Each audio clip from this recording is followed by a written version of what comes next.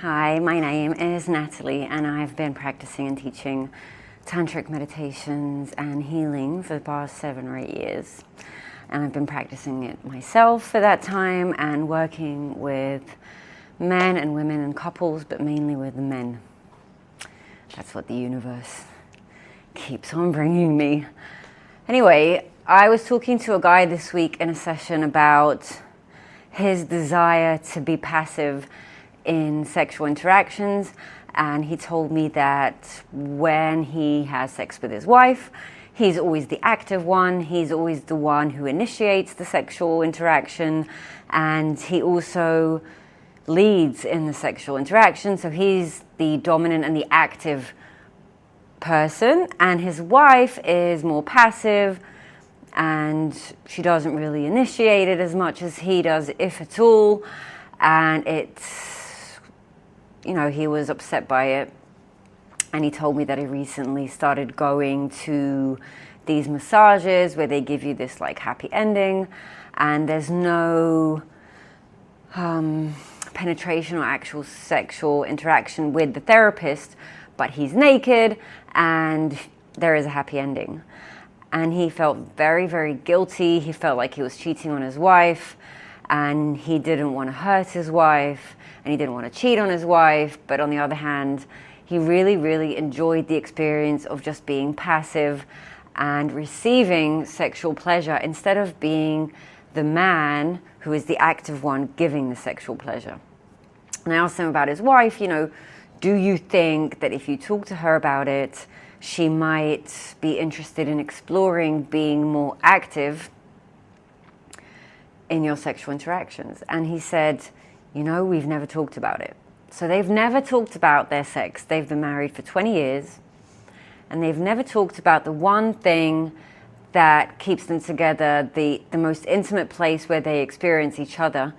They've never talked about it. So they do the sex, and then they don't talk about the sex. So then any frustration, any thoughts or desires that he has, to do with sex with his wife, he has never told her any of these things.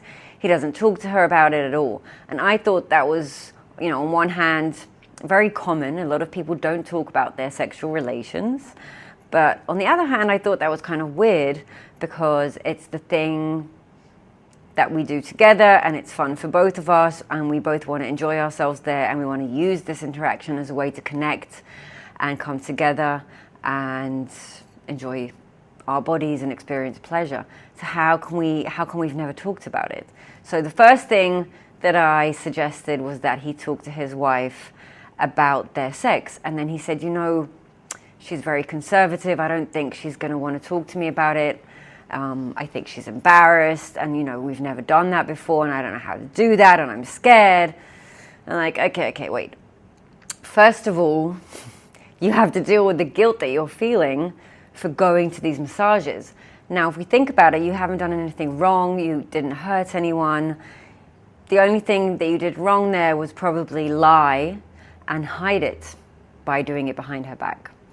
But, going to normal, regular massages, is fine. We would tell each other about that. The only reason you didn't tell her about that is because of the happy ending, a little bit of sexual energy, and you're ashamed of that and you feel guilty. But why do you feel guilty about it? Again, yes, the lying and hiding it from the wife, but just the act itself, you've done nothing wrong. You wanted to experience being passive in sexual interactions. You couldn't experience that with your wife. Being passive in sexual interactions basically means that you wanted to receive love instead of being always the one who gives love. So your inner child is in deep need of feeling loved by being touched in a certain way, and there's nothing wrong with that. Yes, it would have been better if you told your wife before you started going to these massages. Yes, it would be better if you shared the experience with her, especially because you're not doing anything wrong. And yes, it would probably be preferable to have these experiences with your wife and not with someone that you pay. But reality brought you to a stage where you felt you had no other choice, and that's the path that you took. Can we do a correction to that path? Yes, we can. the fact that he came to me and talked to me about it and wanted to do work around this subject says a lot about the person, in my view.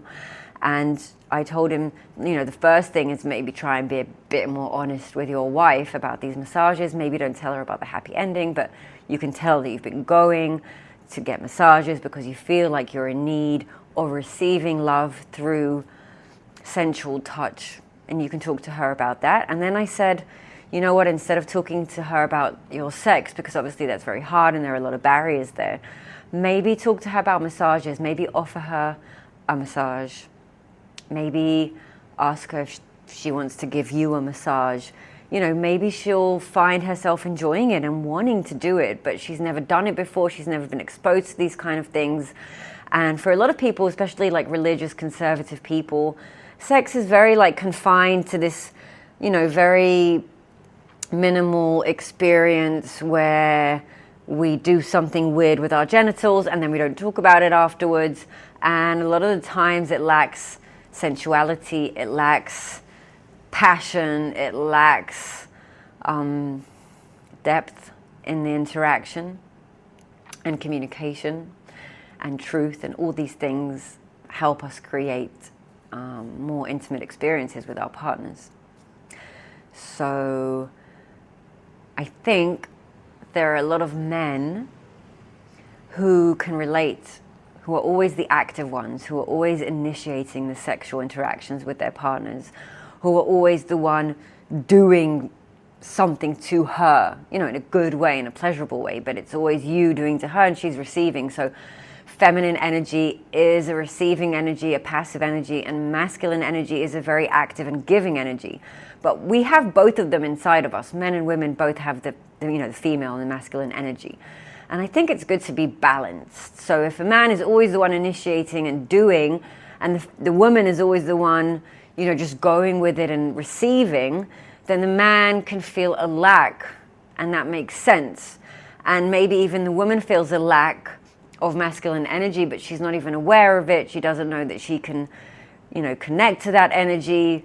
Maybe she was taught all her life that, sexuality is a bad thing, and it's something that men want and you give them, and all these like weird conceptions that we have about sex, especially in more conservative religious societies and communities. And I think that's something that we can work on.